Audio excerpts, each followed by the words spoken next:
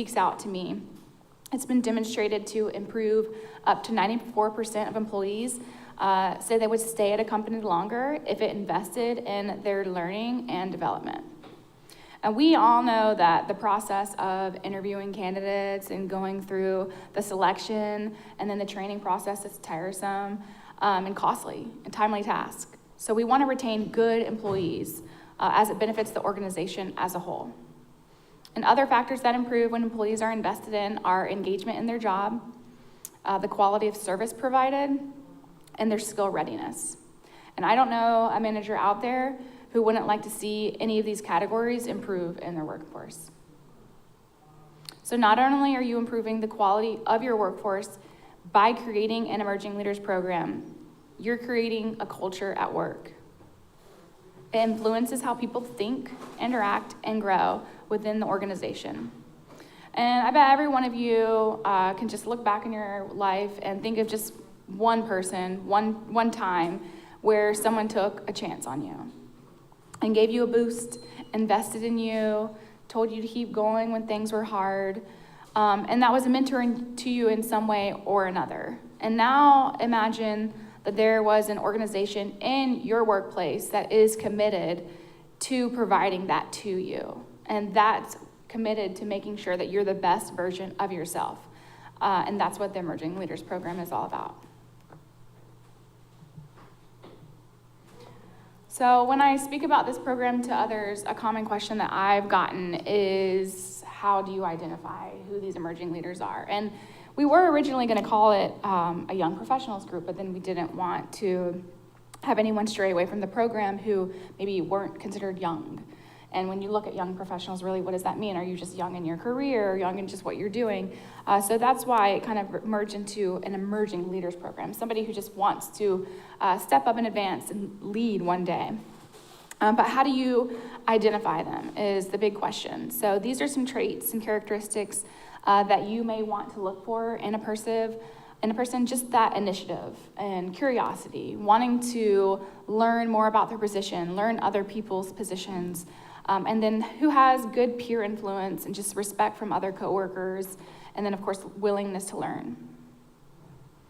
And then in addition to recognizing the traits in people, we've also used manager recommendations, and we have an application and interview process in place for that. Our program initially grew so large that we had almost 30 people at each meeting, and we just realized that we weren't able to really touch everybody and get everyone's needs catered to. So we had to create this application and really tone the numbers down that we allowed into the group each year. And this is an example of the application that we send out when we are recruiting members. And the member recruitment takes place once a year, and when they're accepted into the program, they get a full list of the criteria and commitments, so they really know the duties of the program, because it's not just coming to events, it's assisting in all of these large community events as well, and really showing your leadership skills and capabilities.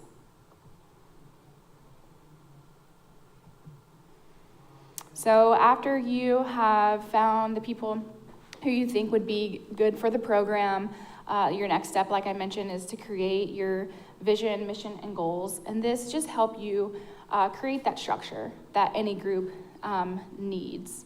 Then we also would structure our meetings, and we have a whole curriculum that we have in place for rising leaders to follow.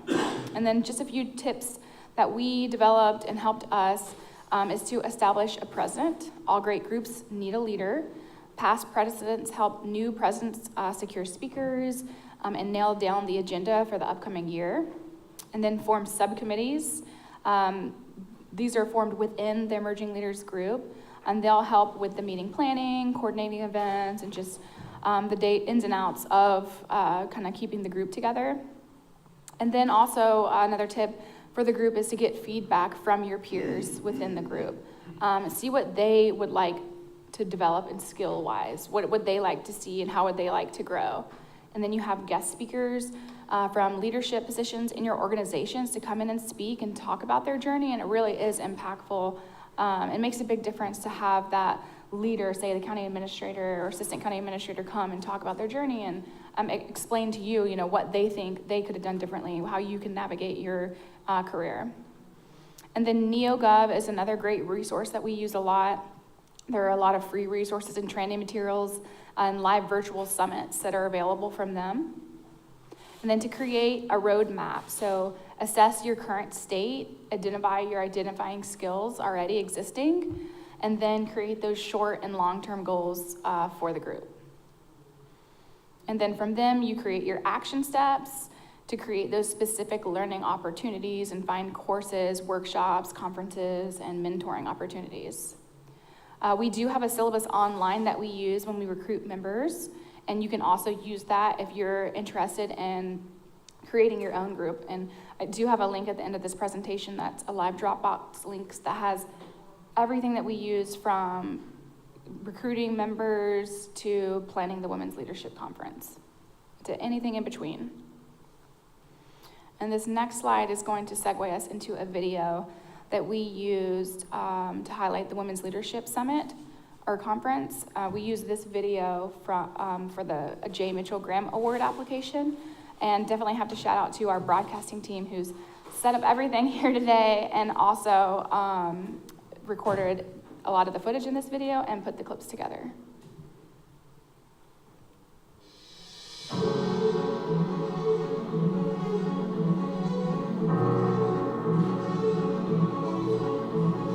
Welcome to the Beaufort County Women's Leadership Summit, where empowered women shape the future. Every year, we come together to learn, connect, and lead. From inspiring speakers to engaging workshops, this summit is about growth and collaboration.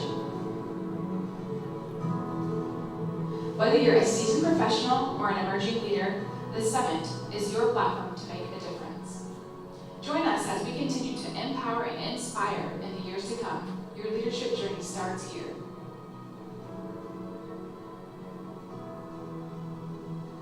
Beaufort County Women's Leadership Summit, leading the way together.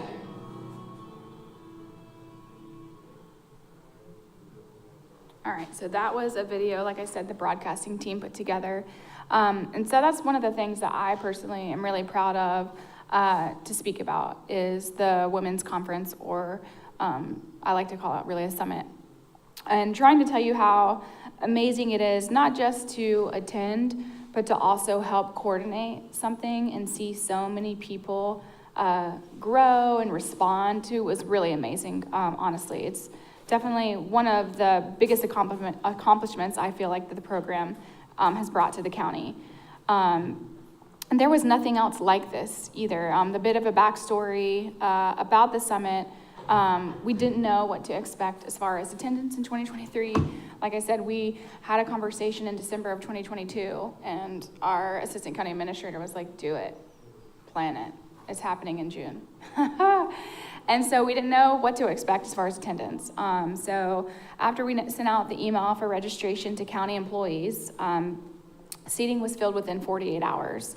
And we had to create a wait list for anybody who still wanted to attend because it was just packed. Everybody was excited. And this showed us that there was a need that needed to be filled and that hadn't yet been met. So it was something that people were excited about, and we really needed to pour into it. So in 2024, we had 105 attendants, and in 2025, we reached the max capacity of our venue at 90 attendees. And just watching something that literally started as an idea, eating like fish tacos one cold December afternoon, to all these people coming annually to hear other people speak, it just really is honestly empowering to just see like your idea is now came to fruition and so many people are impacted by it. And because of this Emerging Leaders program, like we were able to do that. It's the first of its kind in Beaufort County. Nobody else had put anything on like this. We weren't able to find a similar event even in the state of South Carolina that caters to women in public service positions. We saw a need for the summit, geared it towards women in public service, and it just went forward with fulfilling that need. And like I said, it hadn't been done in Beaufort County before, maybe in the state of South Carolina. It's a local event, it's a free event, locally held, and catered to employees of the federal government, local government.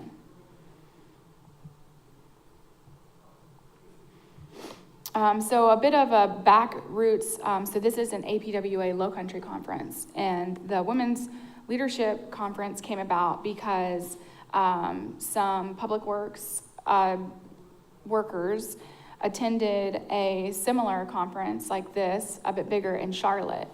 It's a male-dominated event in public works. I don't know if you've looked around, but there was one session that was about women in public works that stood out. It was a women leadership. The room was packed, the energy was electric, the panelists spoke with passion, vulnerability, and strength, and the connections in that room were powerful and unforgettable. And my coworkers came back and spoke about it. I had serious FOMO. So I began looking online for a similar event, like where can I go? And I found none. I found none to attend. There's none. And so we began to talk, and had that conversation with some fish tacos. They were good tacos. Sorry, I keep mentioning them. I forgot them about it till today. And anyway, the idea struck a chord. So why not? Let's do it. And then our boss told us, yeah, you're going to. Here's the due date. So that's what we did. So we did pitch the idea to county administration, and the response was overwhelmingly supportive. They were really excited that we came up with this idea, and the women's conference was born. And just a simple idea, a shared experience, and a desire to create something meaningful for women in our organization. Today it's grown into an annual event that continues to inspire, connect, and uplift women and men. We do let men in too. Surprisingly, a high sign-up rate for single men. But anyway, though the Women's Leadership Summit also addresses DEI concerns. It was created to foster gender equity, empowering and encouraging women in Beaufort County government to focus on their personal and professional growth. It creates an opportunity for our staff to learn and engage from local leaders. It not only benefits the participants, but allows the leadership committee that's planning it to strengthen skills in project planning, budget planning, event coordination, and team leadership. Despite significant progress, women remain underrepresented in leadership roles, and that's not just in public works, that's public service positions as a whole. And by addressing and promoting diversity and inclusion, the summit helps build a more cohesive and supportive community. The majority of the participants are women, but like I said, we do allow men to attend. Why? Because when we can better understand each other, we can create a more welcoming and supportive work environment. We create more comprehensive and inclusive policies. We understand that men lead women and women sometimes lead men, and we as humans are created to do meaningful work. It's a ripple effect. This is also one way we're implementing those DEI practices in the county without having an actual department to address and approach issues. The summit gives an opportunity for women to have a voice, to be seen, heard, and recognized for their hard work, to know they are not alone in their endeavors. Build a community of diverse-minded people who can work with and fall on for support. The summit also creates networking possibilities throughout county government, as I'm sure you all have already walked around the rooms today and introduced yourself, exchanged a couple business cards. I know I have. This is a way that the departments in Beaufort County can intermingle. There are so many diverse departments within the county, and sometimes we don't talk to each other at all. So this gives that opportunity so that we can mingle, form bonds, and work together to serve the community. Because at the end of the day, we work for the citizens. And then event success, like I said, the numbers really speak for themselves. We track our participants from the last 3 years to see where their careers go. And let's see.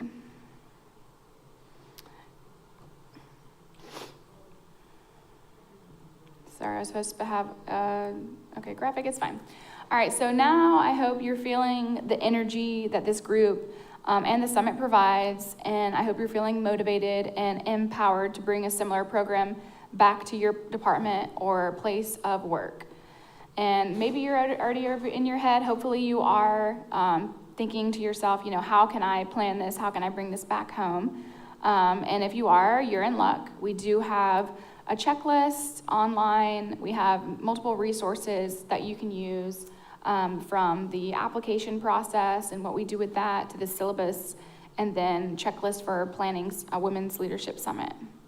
And you can find all of those tools and resources in our Dropbox links. Okay.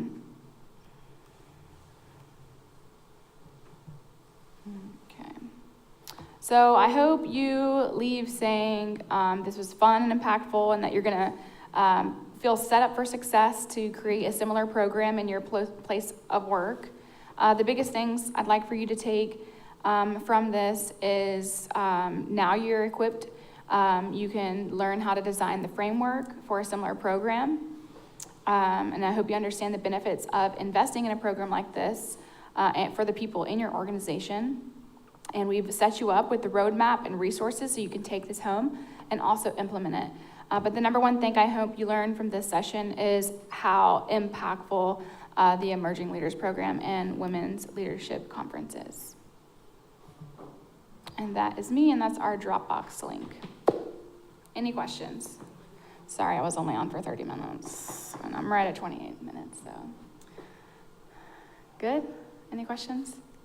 Awesome, well, thank you so much.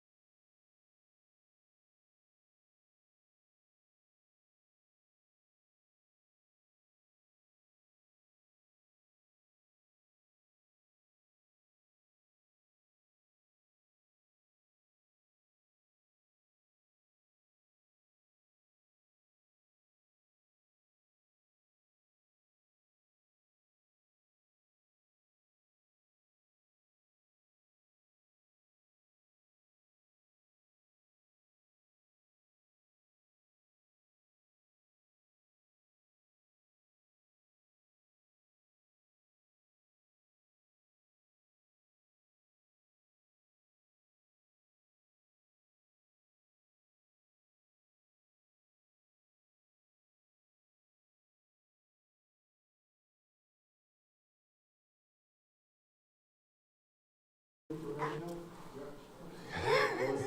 wondering, that you were scheduled earlier, right? Yeah, I think it was, And I don't know if there was at least 10 people in here, and I'm not sure who.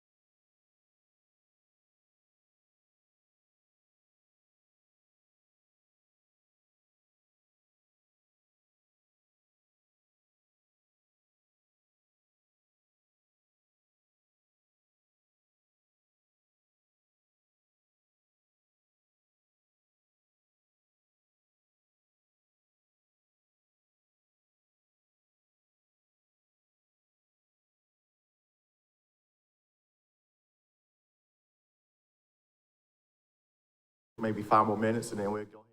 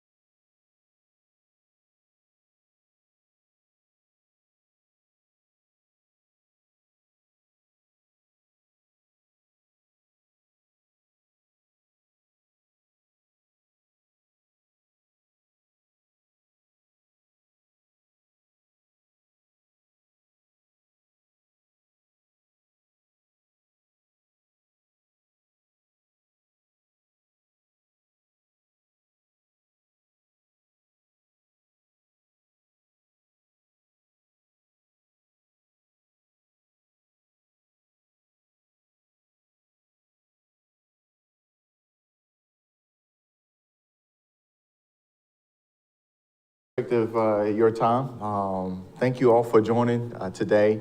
My name is Corey Maryland. I am business development manager with GAF Roads. I cover the Southeast region, from ranging from North Carolina down here to Florida, Florida area. So very excited to share with you about our innovative technology. Today we're going to be speaking on embracing innovation, building resilient roads, and leveraging emerging technologies to improve road quality and performance. So that's going to be the topic today. So we have a small group. So let me make sure I turn my phone down here. But thank you all for joining today. So our discussion is going to be grounded in the latest understanding of asphalt degradation science and the accelerating trends that are impacting its rate. Ultimately, we believe that if you were able to design a pavement protection strategy from scratch today, it would look fundamentally different from what we typically do.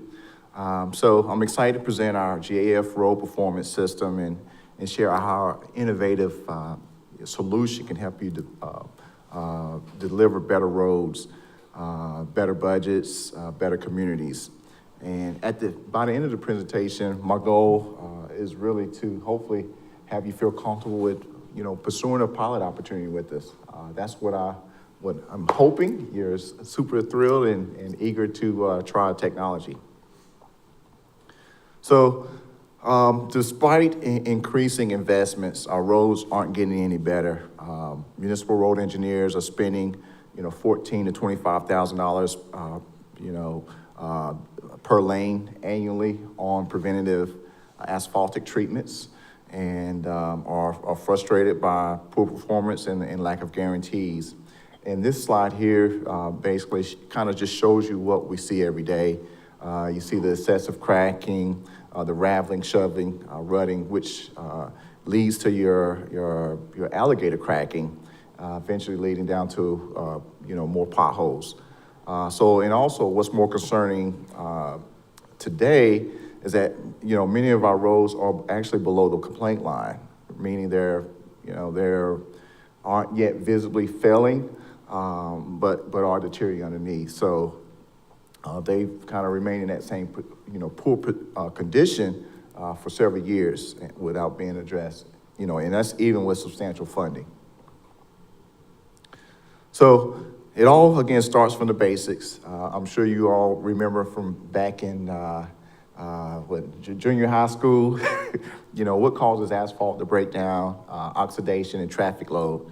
When oxidation occurs, which is caused by heat, UV, and water, it all starts as a top-down process where the surface wear leads to deeper degradation, as a result making it irreversible.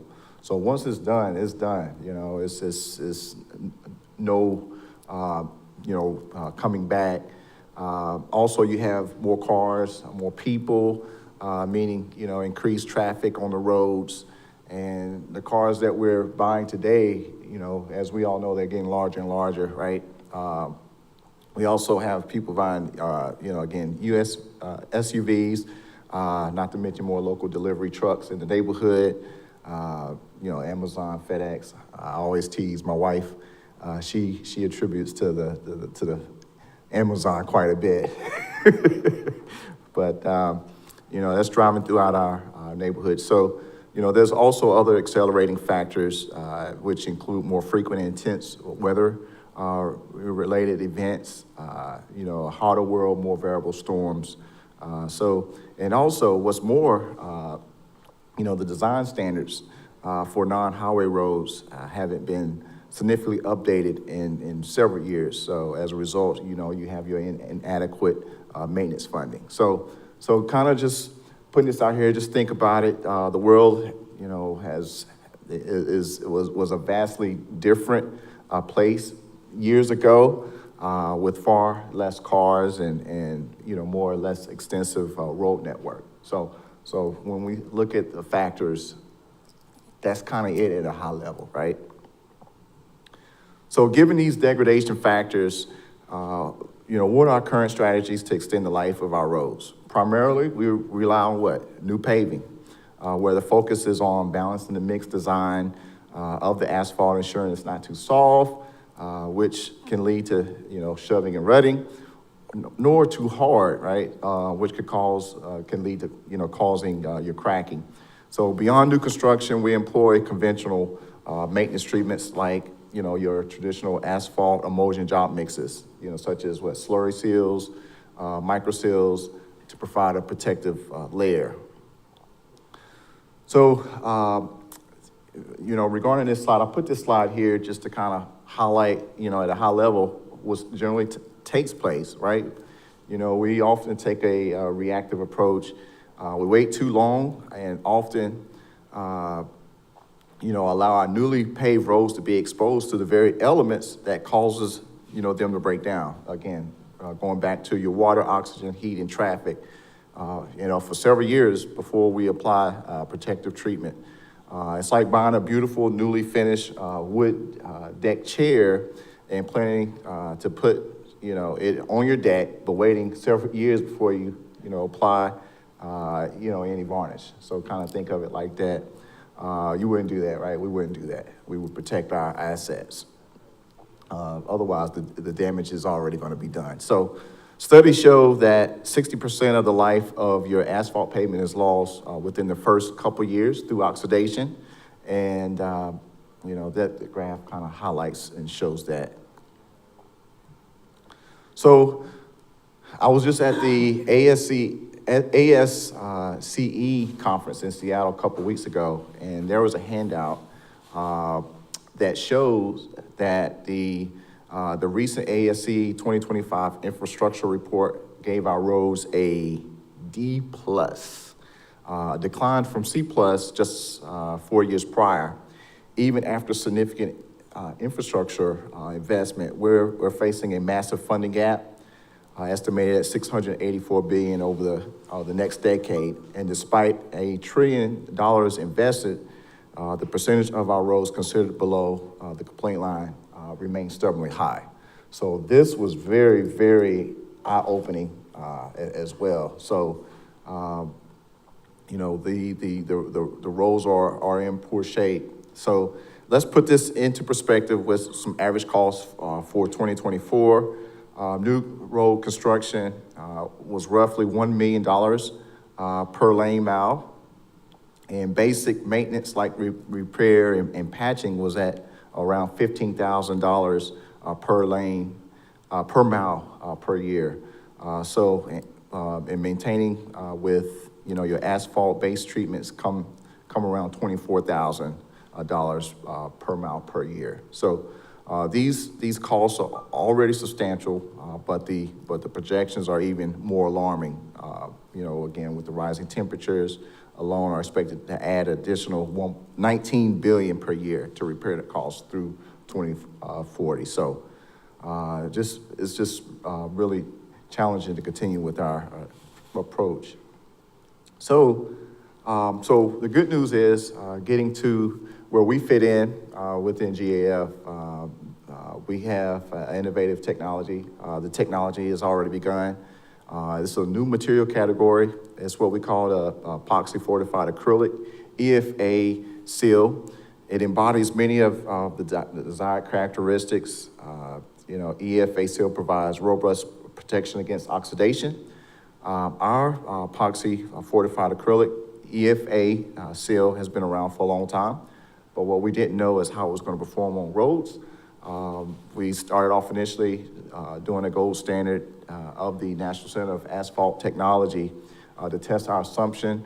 And as you can see on the right-hand side, we put these two images up so you can kind of see the difference. You can see after advanced weathering and wearing testing, 10 years later, our material had minimal abrasion. And so our EFA seal is incredibly durable, only abrading off at a rate of about 2 dry film thickness units per year on a road with an average of 4,000 ADT traffic. So, and critically, it can also be applied on day one, aligning perfectly with the smart from start philosophy. Again, one of the reasons why we shifted into pavement preservation, we noticed that our street bond technology, which is a sister company, that technology was originally used as a decorative stamped asphalt, So we noticed it was outlasting a lot of the competitive, asphalt-based technologies on the road. So we segued into the road space, okay? So also, this slide just shows you in the field, this backs it up. The results from the test are proven. We have over 200 lane miles in the field, and our first installation was about 5.5 years ago in LA. And so you can kind of compare and see your far left, far right of the slide. Can you show or can you relate or have you seen a road that essentially looks the same 5 years later? So our EFA Seal Premium has a balance of the important properties. It gives you the flexibility, the adhesion, the color stability, the durability to support the preservation of the asphalt pavements, while also protecting the pavement from the harmful effects of oxidation. So one key takeaway is that our technology doesn't oxidize off, okay? It only wears, okay? So that's one of the significant takeaways. It only wears, all right? And we've actually had this product installed over 10 million square feet of asphalt. So when you have an outcome like that, it means better roads, means better budgets. You can save real money over time, get less complaints, and have a better overall network quality, extend the duration between your mill and repave by 50 to 60%. So again, we're going to extend the service life before your repave 41 years, okay? So the first application generally is a curb-to-curb application, so you select your roads, and we'll get into what type of roads you would like to, where this would be best used. But again, you would, your first application is going to be curb to curb, and then you come back in 5-year increments. And because it doesn't oxidize off, it only wears, you're going to reapply in the areas that have worn. So you're going to use 1/3 less of material for the application, for the next applications moving forward, okay?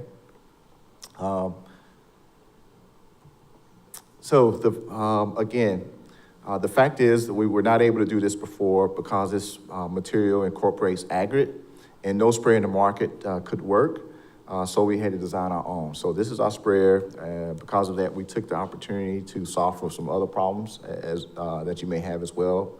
We solved for application variability. It's an automated machine. And the same automation reduces the labor requirements to the total number of crew to do the job, which means it's going to be less pass-on costs for you and your constituents, as well as reducing the skill level required, which means people can be cross-trained to do other work. So again, while we're new to roads, we're OVETs. We within GAF, as you may know, we are primarily known for roofing and shingles. We're a big company. We own 30% of the market share as North America's largest waterproofing manufacturer. We've been around over 135 years, so we have a lot of experience in training people to do the work. Again, we're experts in asphalt. So that's what kind of made us, in particular, be easier to segue into this road space. So again, we are GF, and we protect what matters most. So in summary, high performance material gets you better results. Our process enabled through our equipment ensures that you can get that result at scale. Through our partnerships we build, we ensure the reliability of that. So again, we have our own network of certified GAF contractors. They're certified throughout the U.S. So we have our operations team that would help move that process forward. If you were to express need in piloting, we can get you a certified contractor to do the work. So now what I'd like to do is talk about a potential pilot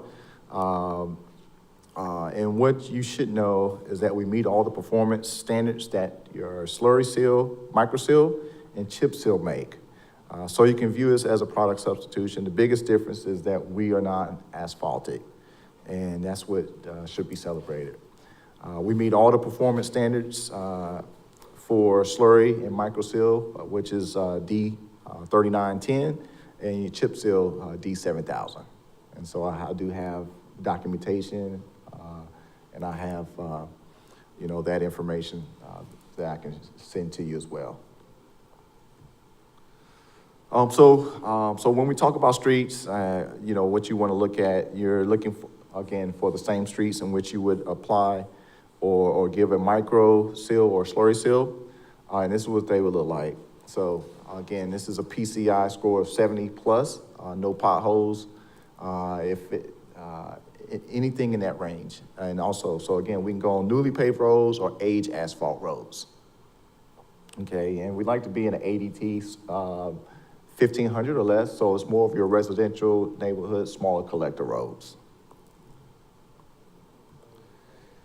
Here, this is a photo that I just inserted. This is from a pilot that I had right outside of Atlanta in Fayette County. You can see, again, going back, showing an example where we would apply. You can see the road on the before, it's on the road 70 PCI. As you can see, there was some patchwork done prior to that because there was some alligator cracking. So we needed them to patch it up. And as you can see, we came and applied our technology. Okay, so we like to apply it in 3 passes. So the first pass is anywhere from 6 to 9, DFT. It's a very, very thin material, but the range is 18 to 24 DFT dry film thickness. So it's very, very thin. Okay, and it comes in a more of a slate gray color, instead of your traditional black asphalt. Excuse me. Any questions? Oh yes.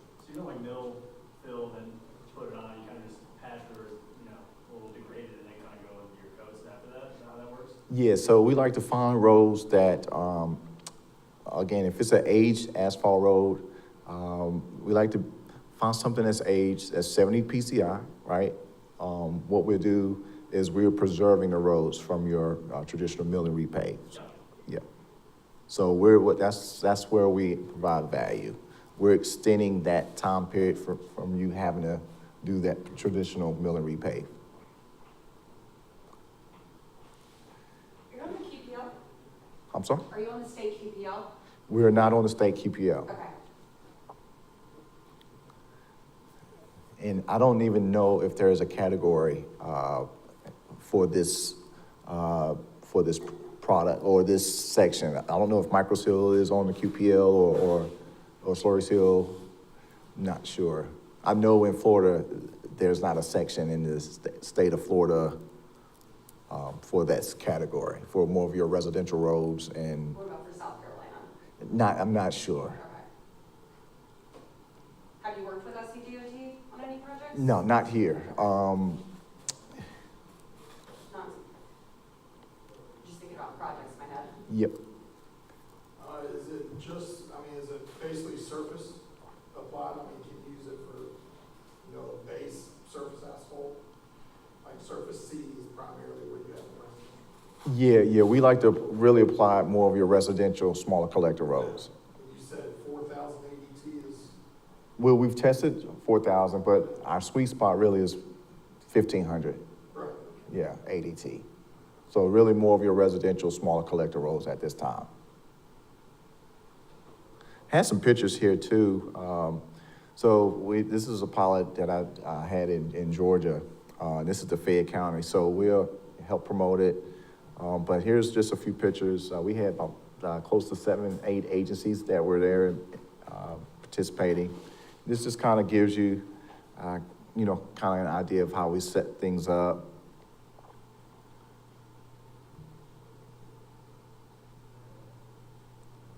It looked like y'all existed in South Carolina. Where? It's right outside of Charlotte. We did a pilot there. It was late last year, I would say, or maybe early this year. Excuse me. They take to it well. Yeah, things well. You can go see it. It looks good. It's a small area, parking lot, and a couple, maybe maybe a lane mile or so. It looks good. You said it's reapplied every 5 years? Yep, you want to apply it every 5 years or so. But the first application is going to be curb to curb. But when you come back, because it only wears, kind of going back to the slide, you only apply the areas that are worn, which is generally the wheel path, get it back up to spec, Yeah. and then come back another 5 years, and just bring it back because it's not going to oxidize off. So it's protecting the base layer, the wear layer of that road. Here's our sprayer. And so all of our aggregate is added in at our manufacturing facility. So again, EFA Seal Premium is a epoxy fortified acrylic. It's a 2-component water-based system. And again, we add our aggregate in at our manufacturing facility to control the variability. So there's no on-site mixing of aggregate or adding aggregate in. So we're not going to add or cause additional disruption. It's already mixed. All you're going to do on site is, because it's a water base, it has an A and B, you're going to mix that on site, and it comes in totes. And it can cold apply, it's not a heated. That's correct. You can apply it temperature starting around 55 degrees. This would be perfect weather on up to, we applied, I was in Phoenix at a demo. It was like 114 degrees. You talking about a quick dry. It was quick. It's quick dry. Whew. How's it take it cold? Like upstate South Carolina, you get freezing temperatures and everything, I'm assuming. We don't like to generally go under 50 degrees, 55 degrees. That's what I was told in terms of application. But as far as the product handling itself in colder temperatures, is it? Yeah. I know we just did a pilot in New York, Governor's Island. So far we're kind of assessing and reviewing the progress of that. And so far, so good. So here's some more pictures, some more before and after. So, and this is the final result. And so I actually went back, I want to say almost 3 months later, did a walkthrough with the director and assistant director of roads, who was willing to, give us a shot and, evaluate, hey, what are the residents saying? What are their feedback? Are you pleased? And the feedback was very positive. So they're currently looking for another neighborhood for us to reapply. So, especially in the cul-de-sac area, there was like, hey, there hasn't been a lot of scuffing here, which is good. And generally, that's where a lot of your scuffing takes place with the, trash, the garbage collectors or whatever coming around. He said it looks really good, so.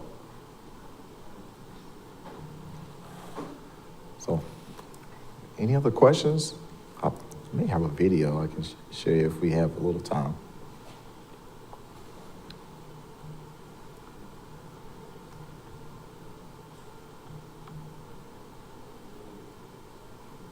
Okay, I don't think I'll be able to show it, but if anyone's interested, I can, send them a testimonial where you can actually see our sprayer moving. But great questions. I have a hat for everyone too. So thank you all. I own one. So, Yes, he came to the county one time. yep. So, yeah, thank you all for your time, and you all have hats, and I've got some shirts. I brought some shirts as well, and some other goodies. So I'll make sure you I have those as well. So they're in the car, but that's all I had today. Thank you. Thank you.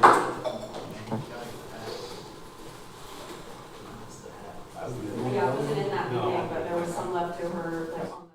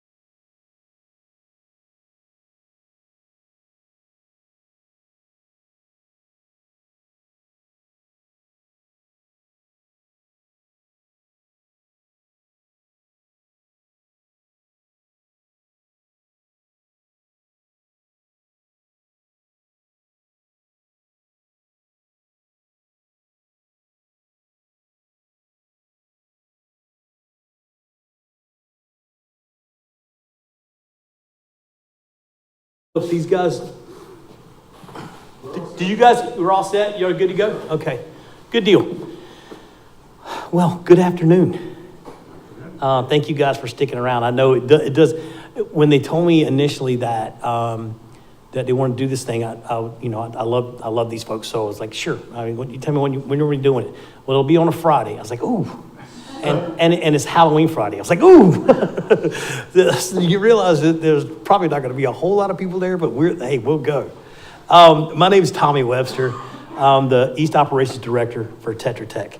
I've been doing this thing for a long time. I'm not going to go through all my stuff. But one of the main points is that I've seen pretty much every type of activation, every type of event that you can imagine. Just short of an alien invasion, I probably have been involved in. I was involved in immigrant housing recently in Denver. So yeah, we get involved in a little bit of everything, on an emergency basis. So if there's an issue or a question about anything moving forward, about any particular type of response or what you might need, I'm your guy. Give me a call. And if I don't know, I'll call somebody like Tim who works with me, and Tim can give you an answer. So Tetra Tech, global company, 33,000 employees worldwide. We do a lot of different things besides debris. We're the number one engineering firm worldwide for water resource projects. So we do a lot of things. And if you saw our stand out there, you saw we had ducks, and you're probably trying to figure out what is a debris company doing with ducks. That's why, because we do a lot of water resource projects across the globe. But one of the things that I'm most, if you look at that graphic, there's a lot of little blurbs on there. Probably the one that I'm most am proud of and impressed with is the $81 billion that we've been able to reimburse to clients. That's what you have us for. That's why we're here. We are the contractor for Beaufort County for debris monitoring. We don't do the cleanup. I tell people all the time, we don't pick up the sticks, we count the sticks. We count them, we quantify them, we report on them to FEMA, and we help you get your money back when the thing's over. That's what we do. There's some of the notable projects that we've worked on recent years. Like I said, if it's a major project that's happened anytime in the last 20 years, we probably have been involved in it in one way or the other. We're behind the scene now. I just wanted to kind of bring this up because there's been, updates. This thing, when it first comes out, as far as a hurricane forecast is concerned, comes out, like the early one comes out in February sometime, and they throw a wild, crazy guess. Based on the atmosphere, it looks like it's going to do this. They'll revamp that in May, and then they'll do it again in August. So the one in August is the one that came up with 12 to 19 named storms. It was actually 13. At this point, we can say there was 13 named storms. Some of them didn't deserve a name, but they got one anyway because they met the criteria. 7 to 11 expected to be hurricanes. It was actually 5. Melissa, this last one that affected Jamaica and Cuba so heavily, it was the last one to be named. So, and then major hurricanes, there were 4. So they said 3 to 5. So they're pretty good. They're pretty good at the prediction. Some years they totally miss it. They were pretty good this year. And there were the names. And I knew Melissa was going to be bad because that was my 3rd grade girlfriend. She broke my heart. So I know for sure that was going to be a bad one. This was 2024. Okay. So when you see all of these names, there's 27 different billion-dollar plus damage events that FEMA was in charge of financial reimbursement in some manner or the other for, right? They were eligible events, presidentially declared events. So there were 27. That number has not faltered over the years. That number, whether it's hurricanes, ice storms, tornadoes, floods, droughts, whatever they are, they're not stopping. They're getting more prevalent, and most of them, in the sense of hurricanes and tornadoes, are getting more severe. That's just the way it's working. Whether it's a cycle, whether it's global warming, wherever you land on that, something's changing, to make these things more severe. So as far as a presidentially declared event is concerned, there's certain criteria that has to be met for it in order for it to be a presidentially declared event. What FEMA does, and I've got the state of Virginia on the thing, it's actually South Carolina, didn't change up, but state of South Carolina, population is 5,118,000 people. What FEMA does is they put a dollar amount number for every person that's in the state. And that comes up to the damage assessment amount of $9.6 million. So there has to be $9.6 million worth of damage in the state of South Carolina for it to be eligible for federal reimbursement. Going along with that, in Beaufort County, you've got 187,000 plus people for population. So they also put a dollar amount for everybody in the county. That dollar amount is $4.72. Those numbers change every year. They increase, basically, is what they do. But that's where they stand now, $1.89 for the state, $4.72 for the county. So the damage assessment for, or the damage threshold for the county is $883,000. Both of those numbers have to be met for you to be eligible for federal funding. So if you had $2 million worth of damage in Beaufort County due to a flood or due to a tornado, but that was the only place in the state of South Carolina that had damage, you would not be eligible. And if the state of South Carolina had $15 million worth of damage, but Beaufort County only had $700,000 worth of damage, they still would not be eligible because both numbers have to be met, okay?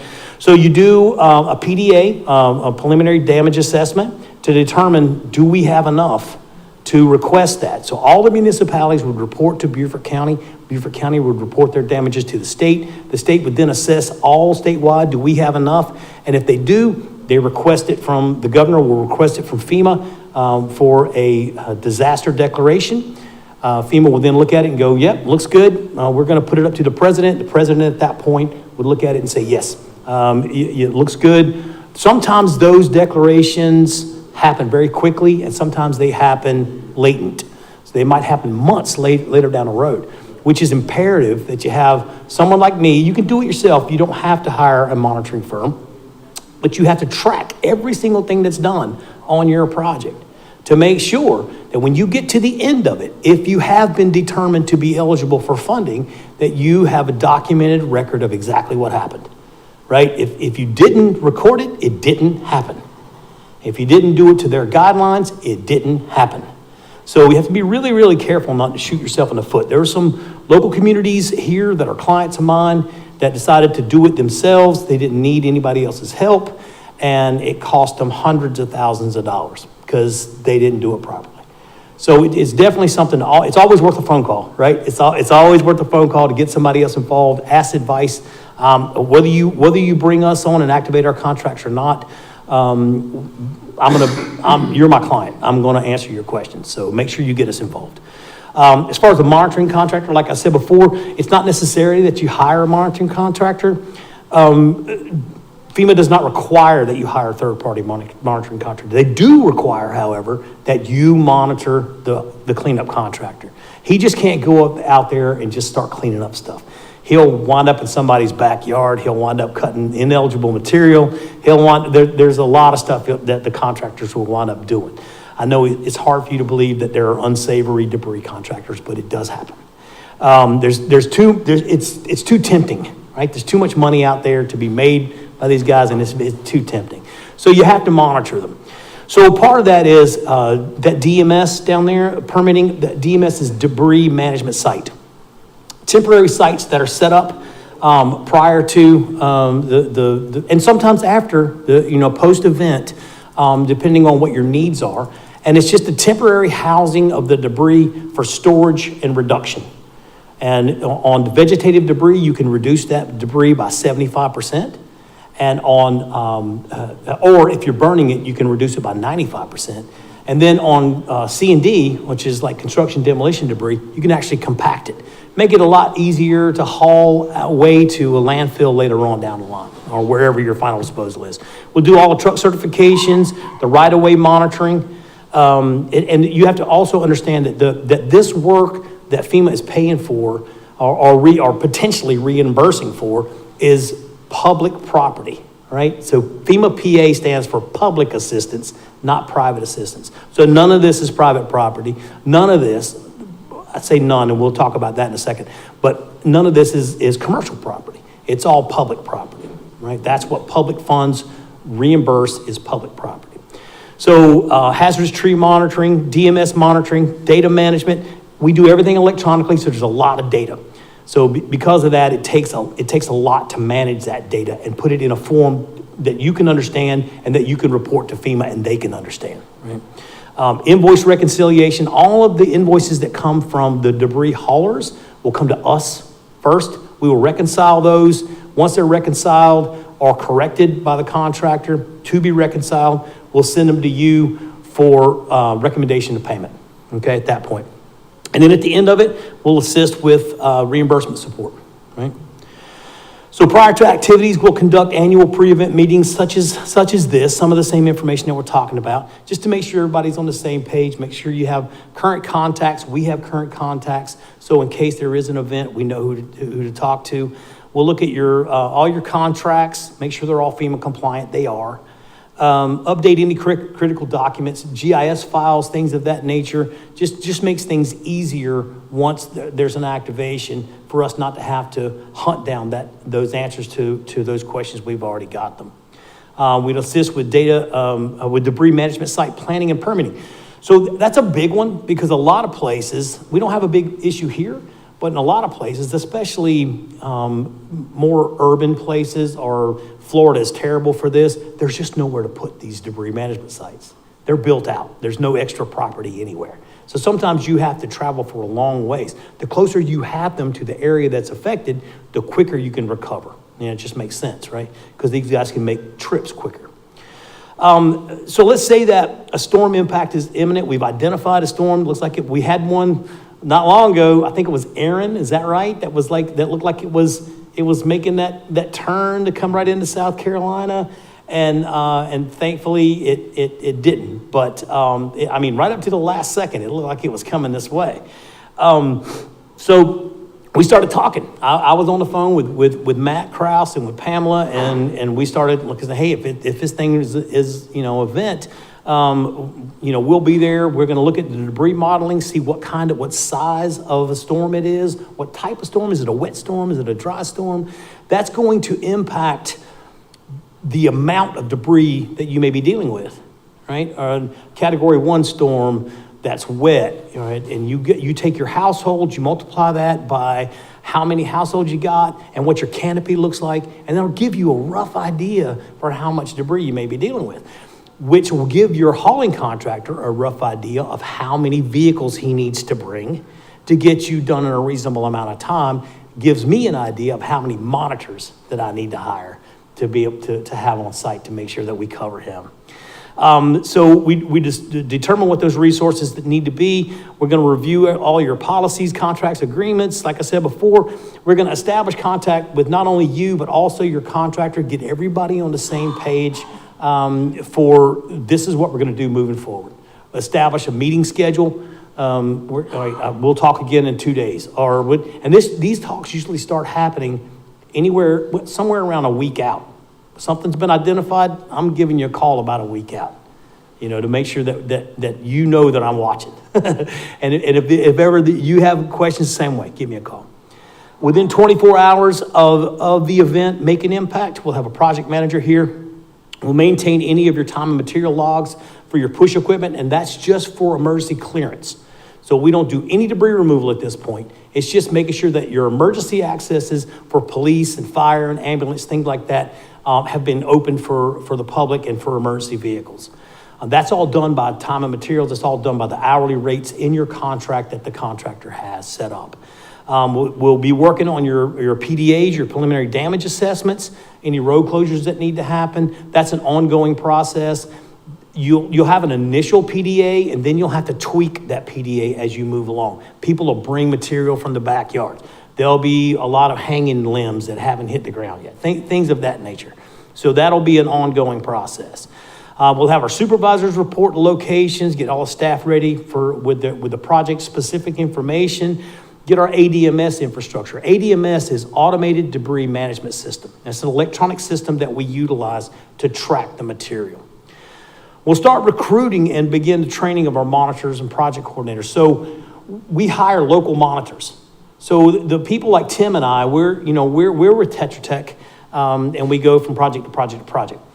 The people that we use for field monitors that are with these crews are local people that we hire. It makes sense for the local economy. It makes sense for these folks because they know where they're at. They know how to get around a lot better than Tim and I would. Tim knows how to get around because he lives here, but I don't, right? So it just makes a lot of sense.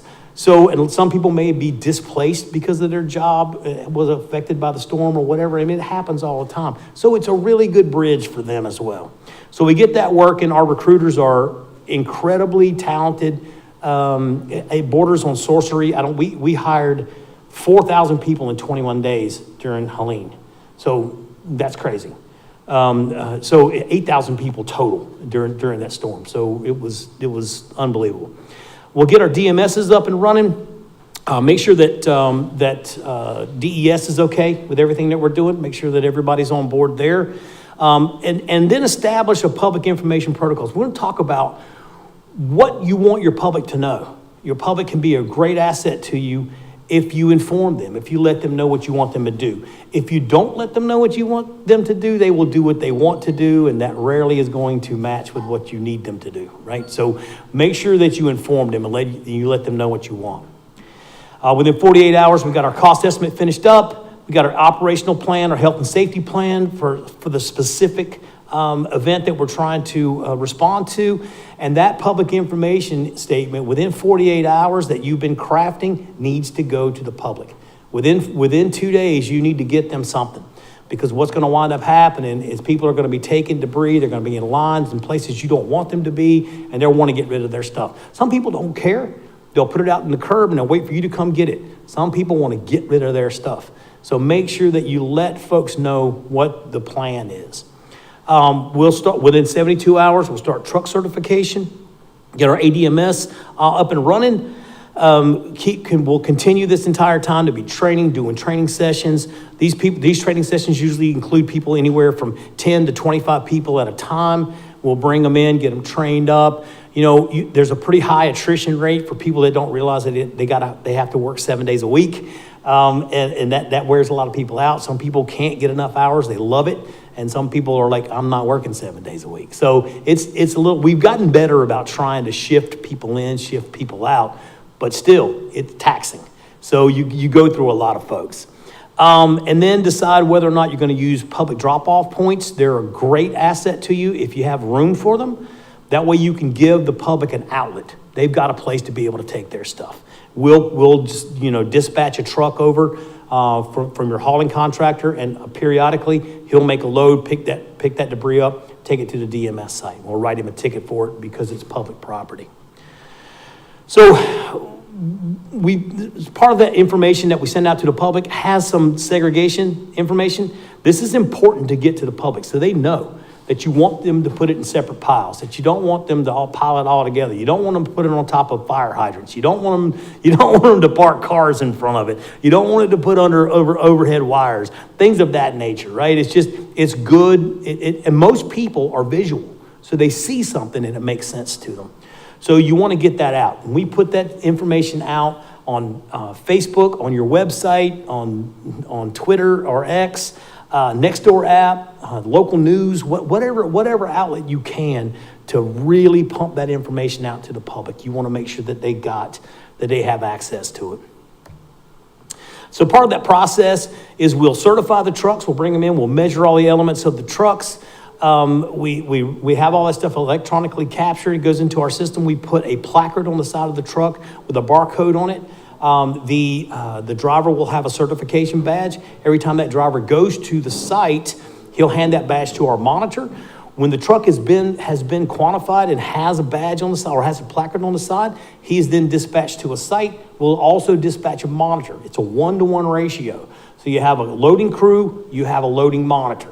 That monitor will observe that crew, make sure they're in an eligible area, make sure they're picking up eligible debris. Everywhere that truck stops, our monitor will shoot a waypoint. So there'll be a geo point on a map that shows everywhere he stops. These trucks are huge. So, you know, they're carrying upwards of 100, 150 cubic yards at a time. And because of that, it takes multiple stops for them to fill up a truck. So everywhere he stops, we shoot a waypoint. So you can see it on a map later. So once he's done, he's full, he's ready to go to the DMS site. He will take that material to the DMS. We will generate a load ticket at that point. He'll take that load ticket to the DMS site.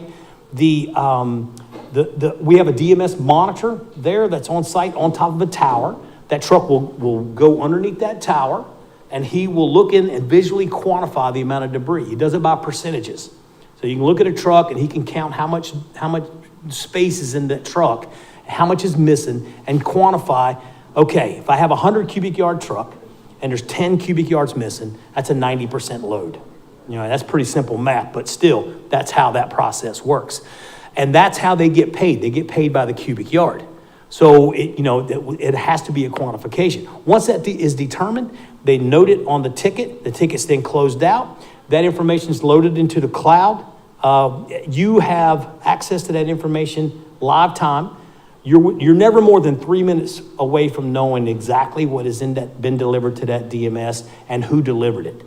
You can have all the information you need from that project, from where it came from, who took it, how much it was, where it's going, what DMS it went to, and what type of debris it was.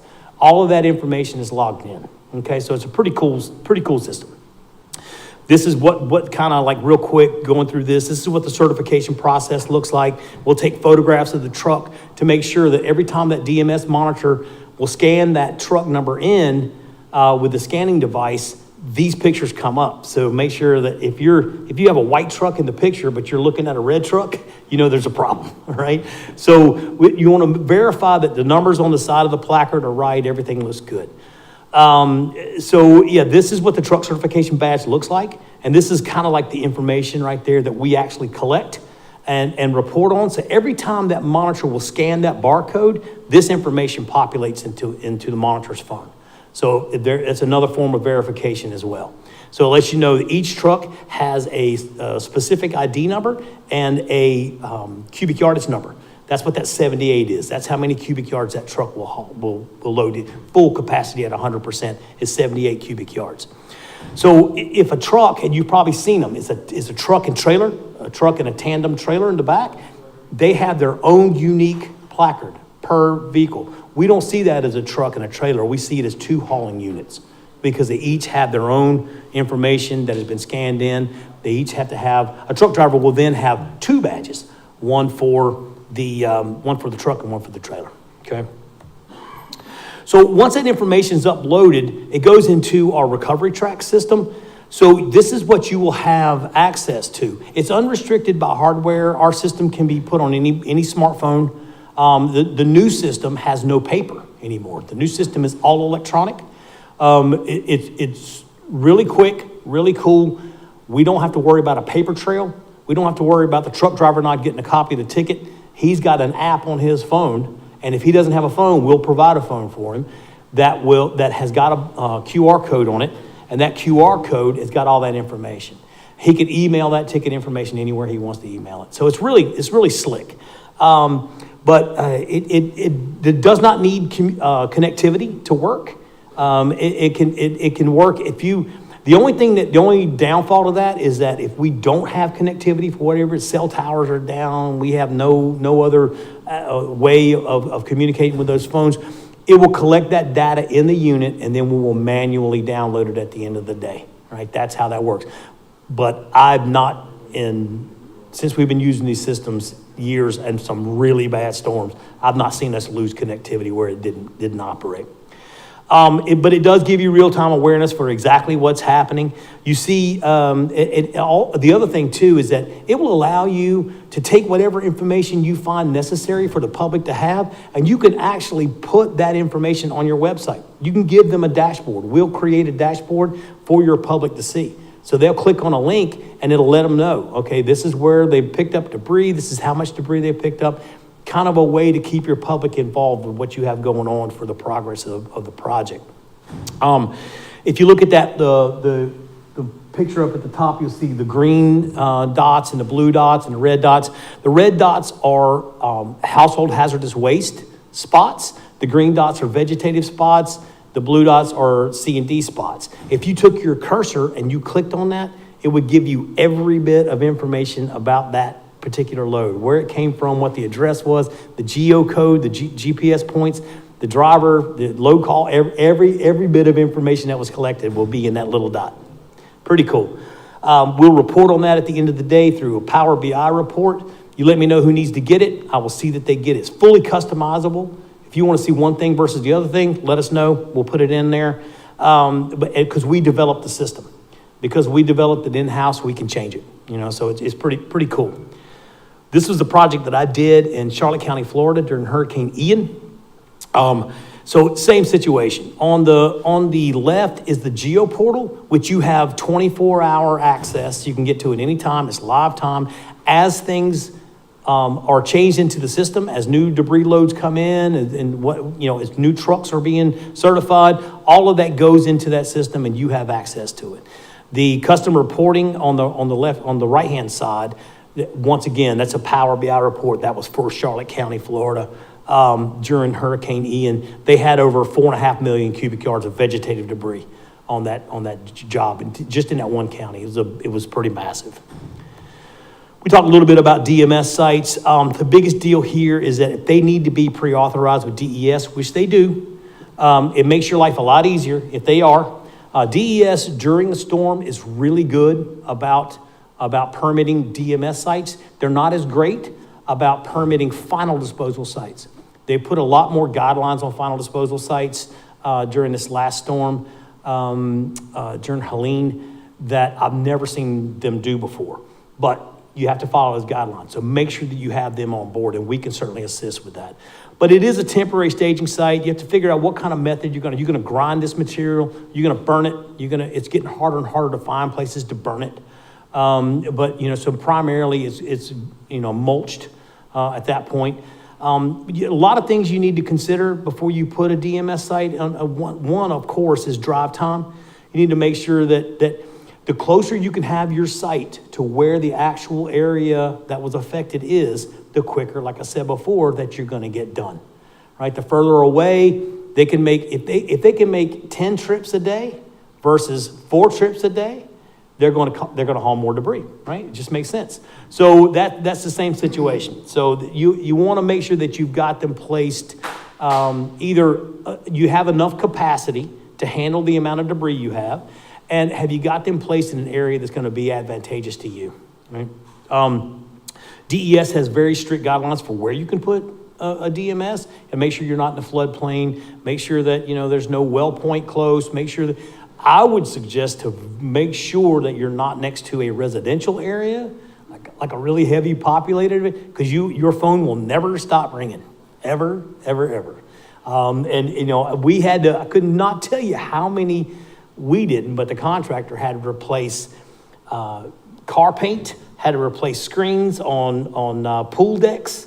All sorts of things, because it was a burn site and that ash just coated everything and caused permanent scarring. So be careful. But also with the environmental concerns, you're also talking about wildlife, making sure. California is the worst place in the world for that. I had a job stop for 3 months because of a California red-legged toad one time, which was a lot of fun. And also historical review. So make sure that the area you're at, get SHPO involved, and make sure that you're not in an area of historical significance. There's nothing worse than finding out that you utilized a Native American burial site for a DMS and having all of your debris deobligated that was on that site. So it happened to a site in Alabama. So be careful with that. Once again, it's for capacity analysis. Fraud controls is why we're there. We're there to make all the load calls for the material so that we can quantify the amount of material that's there on the project for payment to the contractor and also for reimbursement for you. Final disposal is one of the biggest issues, especially in South Carolina, that I ran into on the last one. When you have that mulch, it has to live somewhere. If you can beneficially reuse that for whether it's agricultural implementation or whether it's landfill, daily cover, or whatever it may be, try to utilize that for beneficial end use. Because if you have to go straight to a landfill or you have to try to do ground application, DES now has very strict regulations for that. It can't be more than 6 inches deep. So if you think about it, and it reduces by 75, so you have 100,000 cubic yards of debris, and or say you have 1 million cubic yards of debris. You have 1 million cubic yards of debris, you reduce it, that means you have 250,000 cubic yards of mulch. How many sites, how much acreage is it gonna take to put 250,000 cubic yards of mulch 6 inches deep? A lot. It's gonna take a lot of ground space. So that's definitely something to consider, is what's your contingency plan? No matter what you do, it's gotta be permitted to take that final disposal, and it has to be properly applied. Okay, Hurricane Milton and Helene, I'm going to talk just really briefly through this. You guys, you saw it all. It was devastating. In Florida, got a double whammy, 2 weeks behind each other. Places like Asheville, North Carolina, Bristol, Virginia, they never in a million years thought they were going to be dealing with a hurricane, right? Never. So the aftermath of that was tremendous. Like I said before, we hired 4,000 people in 21 days in 4 different states. This was before North Carolina came on board for us. So it was a tremendous effort, a spread out effort, very resource allocating and depleting, as you could well imagine. It's probably closer to 30 million cubic yards of debris right now that we monitored through that storm. 2.5 million tons of debris, and that when you're talking about tons, you're always talking about C&D. That's flood debris. So that was all from Florida. So just the Gulf Coast of Florida created 2.5 million tons of debris. It was unbelievable, truly. We had 52 clients in all. We had 96 active projects, simultaneous projects in 5 different states. When you think back on it now, and I think that it was a year ago. In fact, whatever it was, September 27th or whatever day it was, that day, it was coming that night, I was here doing a presentation last year. I left this presentation and drove straight to Gainesville, Florida. And so we were deep in it at this point last year. It took 7 years off my life. That last year was the worst year I could ever remember. In 22 years of doing this, it was the worst. We had 35 separate clients in Florida, 8 in Georgia, 2 in Virginia. And when you look at the 2 in Virginia, that was actually 4 different counties with the VDOT contract that we had. In South Carolina, it was way more than that. We had a contract with SCDOT, which was 1 client, but it had 17 municipalities and 5 counties under that 1 contract. So they all use it as a vehicle. So it was a lot of people that we were dealing with. This is a really interesting little slide because it shows you the amount of debris, and all these debris volumes are massive for these individual counties or for these DOT districts. But this is way outside of the initial impact area of that storm. Bristol, Virginia, that was 700 plus miles away from where the storm hit. And they dealt with 2.5 million cubic yards of vegetative debris. That's impressive, really is. And then Florida, of course, by far the worst consistently across the board. You look at St. Petersburg, the city of St. Petersburg, Florida, almost 650,000 tons of C&D debris. That is massive. And I'm certainly not going to go over all these. You could pick out any one of these facts and go, oh my God. I mean, any one of those facts are pretty impressive. It's about $700 million worth of invoices that we've reconciled now for contractors through that thing. So last year was something, one for the books. Hope we never go back there again. And I think God knew that we all needed a break. So this has luckily been the year of the curveball as far as the hurricanes in the continental United States are concerned. A little bit about some policy procedures and updates. So FEMA decided that, in their infinite wisdom, decided that they were going to remove the minimum size requirements. There used to be a deal where the branches had to be at least 2 inches around to be considered a dangerous hanger, and a tree had to be at least 6 inches, and a stump had to be at least 24 inches in diameter. So they removed all of those minimum size requirements. So basically now they just look at it is it a hazard to public health and safety? If it is, the onus is on you to prove that it is. That's what we do. We're out there documenting these things. So part of our process has always been, and will continue to be, that we monitor what the contractor is doing. We verify it through measurement, because their contract still says 2-inch branch, 6-inch tree, 24. So that's how they get paid. So we verify that by taking photographs and measuring. For each item that's cut, it's called a unit rate ticket. For each item that's cut, we take 4 photographs. We take a before, an after. We take a measurement of a tape measure across it to show how big the item is. And we take a picture of the item's relation to the right-of-way to prove that it is, in fact, a threat to public health and safety, right? So that hasn't changed. We utilize your contract. We don't utilize the FEMA documentation. FEMA has always preferred that anyway. This was ill-advised of them to ever take that language out. Private property debris removal, as I said before, it's primarily public property, but there are occasions where private property is allowed. All right, and there's some guidelines for that. So you'll see the green, the yellow, and the red. So ungated private roads, which means it's a road that has that is private. It doesn't belong to the city, it doesn't belong to the county, it doesn't belong to the state. It's a private road, but there is no gate. So if there is no gate, that just means that the public has access to it. Because the public has access to it, it's a threat to public health and safety. So FEMA's never going to give you a hard time for going after that material, ever. All you have to do, once again, is prove that it was a threat. Where the fuzziness comes in is when you have gated communities and HOAs. So that does restrict the public from traveling in there. And because of that, now you have a private property issue. That does not mean that they won't do it, but there are specific issues that they look at. The severity of the event, how much debris are we talking about? How many houses are in there? If it's one house, they're certainly not going to go in there.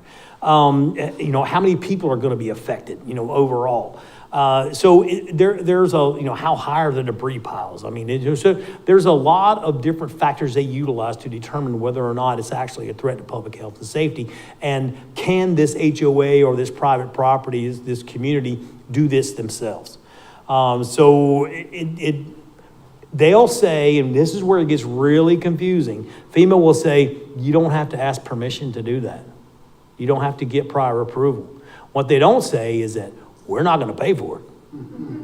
You do what you want. I mean, if you feel the need to go in there and clean that up, by all means, go clean it up. Just don't send us the bill. So our advice is always, always, always get prior approval if you're trying to get reimbursement for it. If you're willing to take it on the chin and do it yourself, by all means, go in there and get it. I had a county commissioner in a county in Florida that did just that. He lost his job, but he told people they were going to go get it, and he went and got it. So he shouldn't have said anything. And I told him not to say anything. He did anyway.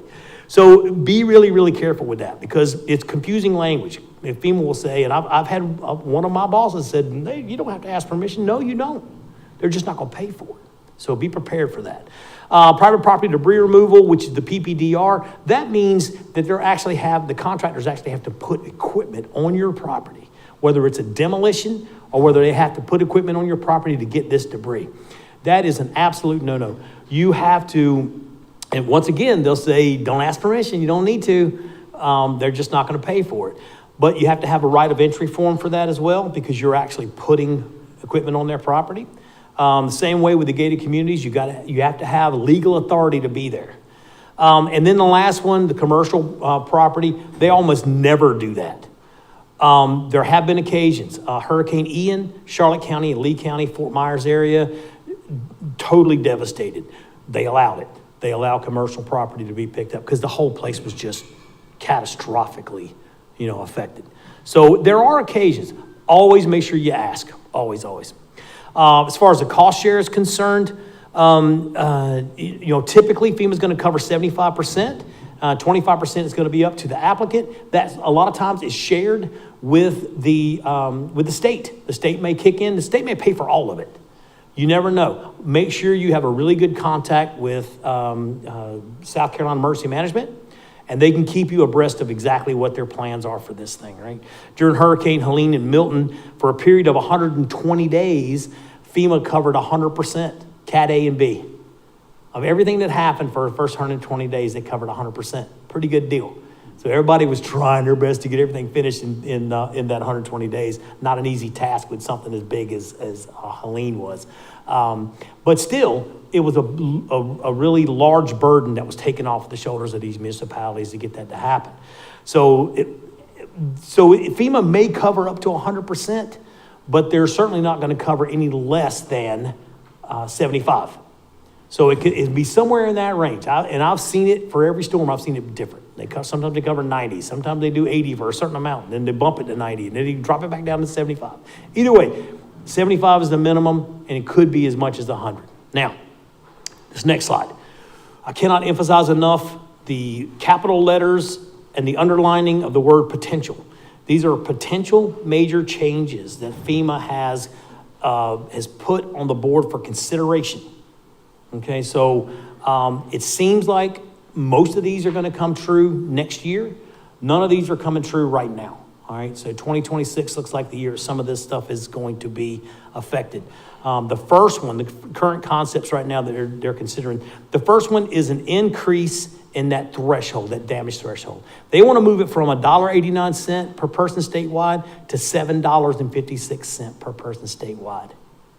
So that's going to increase, and once again, Virginia, I don't know why in the world, I didn't change Virginia, but anyway, they're going to change South Carolina's from 9.6 million to 35.6 million. So where that really affects you is these one-off tornadoes, right? That's where it really affects you. Because to get $10 million worth of damage, that's still a pretty tall order. But it's not impossible through a large tornado. To get $35.5 million worth of damage, that's considerably more of a task. They're trying to push a lot of this stuff to the responsibility to the state. That's what they're doing. So that's yet to happen. They're not approving automatic approval for hazard for mitigation, right? For hazard mitigation grant program, the HMGP program.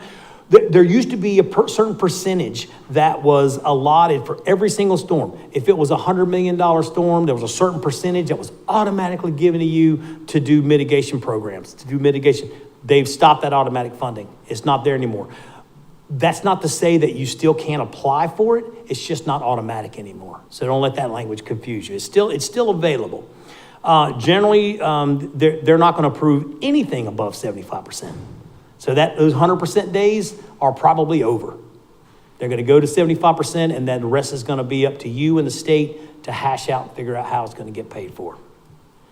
There's no declarations for snowstorms. It does not mean a lot for Beaufort County, South Carolina.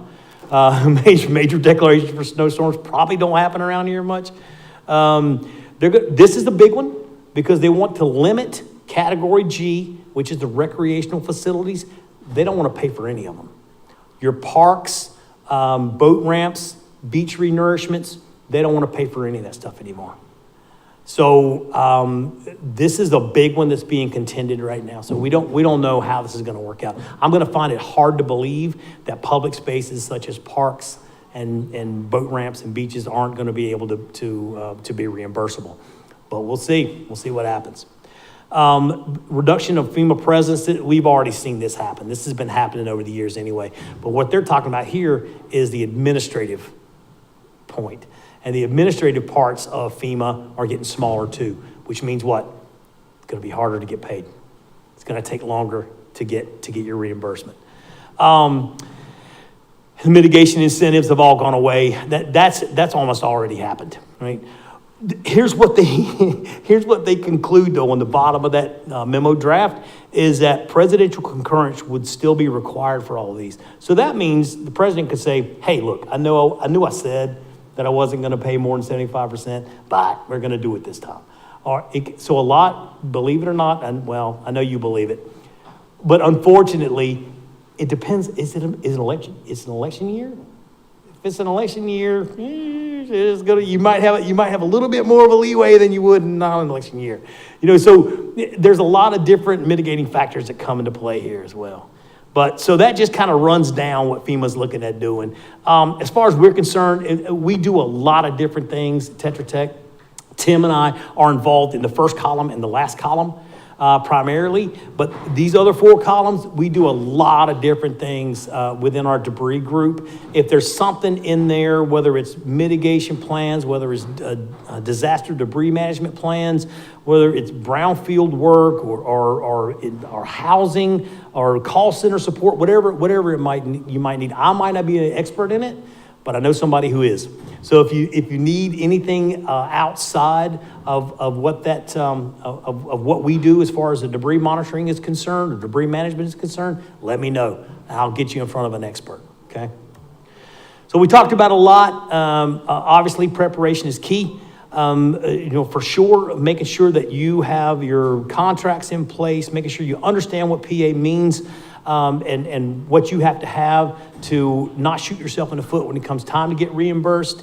If you need to get DES to look at some sites prior to, make sure you do that. It's a lot easier to do it now than it is after the storm, right? They'll get to you, but you may be in a line behind a lot of other municipalities. And then document. That cannot be stated enough. We talked about the hazardous limbs and trees.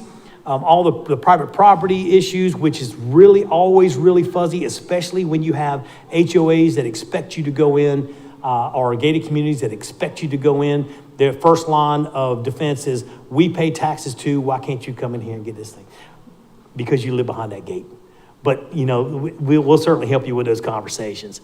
And we talked about the FEMA timeline along with the potential FEMA changes. So that's me. So if you guys got any questions at all that we didn't cover? Yeah? Is it ever a thing where you meet with FEMA and you go through all the Cat A, Cat B, Cat C, all of that, and they're like, yep, here's your check. Does the state come in after the fact and audit that or be like, no, that's wrong, you gotta give the money back? Okay, so the way that works is the county would be considered a sub-applicant. The state of South Carolina is the applicant. So that check is going to go to South Carolina, right? And then it's going to get dispersed to the local municipalities, right? So there are different programs and different functions. You can get expedited funding, which means that you kind of did a basic determination for how much your project was going to cost, and you need those funds to actually operate, right? And this happens a lot. So once that's determined, whether or not you do, you might find a different category. See, that's what FEMA would love to do. What they would really like to happen and what they're pushing for is they want to get out of the debris business, truly. What they're pushing for is for you to give them an estimate for what it's going to cost to finish your project. Now, when you do that, it better be an estimate to cover everything. Because if you say it's going to cost $10 million to fix it, here's we proved our work. This is what we got as an estimate, $10 million. And it cost you $12 million. Well, guess what you're getting from FEMA? You're getting $10 million. So the rest of it's going to be on you. Good luck. So that's what they would like to do. They would like to look at it and go, yeah, we've audited it. We approve it. We're going to send you a check for $10 million. And then the state's going to disperse it from there. That's what they would like to see happen, because they want to get out of the micromanagement and really, they're too deeply involved now. So, some of this stuff needs to happen, and it needed to happen for a while. So, yeah, it's rare that in fact, I've never seen it where a municipality or a county government would get that check from FEMA. It's going to come from the state. Do they still have the 10-year record requirement for audits post-disaster? What they say is 3. What they mean is forever. I had a client in Florida that we didn't do the work for this storm, but the work happened so many years prior to us working. It was 12 years. And FEMA came back and audited them and de-obligated $14 million from them.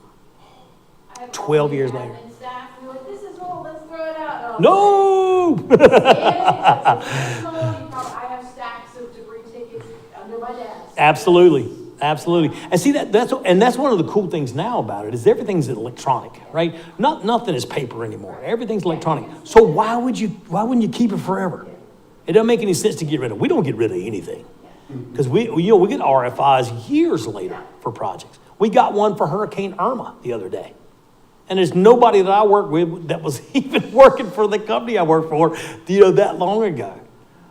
So the people that do all the data staff, all those people have no idea. If you didn't keep that stuff electronically, you wouldn't have it. So never get rid of it, ever. We've been meeting with our private neighborhoods because we pick them up regularly for waste management services. So we, at least the really big ones, meeting with their HOAs to talk to them about these changes. We'll still go out during the storm and provide this cut, toss, and clear, but it's that having that agreement up front on how are we going to service you? Right. And chances are we'll use our own trucks and vehicles, not the contractor ones. Right. We'll still have to deal with the debris and segregation. Yeah. Potentially. Sure. We've had back-to-back storms and they got upset about commingling piles and regular debris versus old debris versus all of those different things. that Right. we'd rather chaotic. And that's the other thing too, is that if you do that, if you have the ability, some public works places you go to, I did a flood in the state of Vermont one time, and there's not a public works department anywhere in Vermont that has a truck. But if you have your own equipment and you wanted to be able to utilize that equipment, track that equipment, document it. That's all reimbursable too. That's force account labor, and you can get your same rates for it as long as it's documented that it was storm related. You can get reimbursed for it. So make sure you track that as well. The new one we have is we have invasive species and tree quarantines. Mm-hmm. So now we're having to quarantine and segregate any tree debris from most of our town through special areas. Wow. Yeah, Asian longhorn beetle. Oh, there you go. And so on a regular basis, and our waste management chief and I, we're going like, okay, well, what does this mean for debris disaster? And well, yes, the county's managing it, and yes, we're doing pickups, but that is even more, we can't commingle, you can't leave this, go from this neighborhood, go down this street and do pickup because we have a quarantine line. So Yeah. you're gonna have to dump, your trucks have to be empty before you can go into Oh. the other side, and everything has to go to a specific facility, which I don't think they're pre-qualified for storm debris. So then it's segregating that storm debris and making sure that we've got spots that aren't past the quarantine line and some other things. Oh that my come into gosh. that. So put that on your list. It's not Wow. pleasant, so I guess that's Ashford. That's that. But I'm trying to figure out, because we're on the ground going like, are you thinking of all these things? And making sure that that's a part of that. Yeah, it's Mount Pleasant, but it's probably other places in the county as well. But yeah, I think that's Mount Pleasant and Rostan. I think Rostan is the monitoring firm, I believe. Yeah, good. They're good guys. In the early days, we had to do it all ourselves. Right. Well, yeah, sure. Look, some people still do, depending on what they've got. They still do. Size of the storm, definitely. True. Trying to, Yeah, quantify for sure. things. We've had to go out multiple times just to see if we've been an individual disaster. Yep. This hurricane only hit us. That's- Yeah, and there's a lot of that, especially when you get into situations like tornadoes, small tornadoes and things like that, because the damage could be moderate to minimal, and it's like, you don't need me. It happened in Virginia Beach not too awful long ago. Really good friend of mine that runs that place, he called me up and said, hey, we had a tornado. It just devastated this neighborhood. It was the only place in the all of Virginia Beach is devastated, was this very affluent neighborhood. Tore up a bunch of multi-million-dollar houses. It was crazy. It was almost like a punishment. It was kind of crazy. But it was all private property. And the city agreed to go in there and clean it up, but none of it was eligible. Even if it was eligible, they didn't meet the threshold. So it gets funky, it gets funky. But the caveat to what your conversation is that the city realized they didn't need my help, right? Because they weren't getting paid for it anyway. But they found out that they could actually hire their hauling contractor cheaper than they could do it themselves and get it done faster. So instead of it taking 6 months to clean up, it took 13 days. And they were done. We've done that in election year too. There you go. Same thing I'm talking about. Thank you guys so much for coming. I really appreciate it. You made it enjoyable. I was looking in here going, it's super empty in here. I'm not looking forward to this. Oh, no, you made me laugh. Don't put your debris on the fire hydrant, utility box. Oh, They do that every day. we get it all the time. 100%. We get it all the time. So yeah. So thank you guys. Really appreciate it. Yeah, appreciate you being here. Good. All right.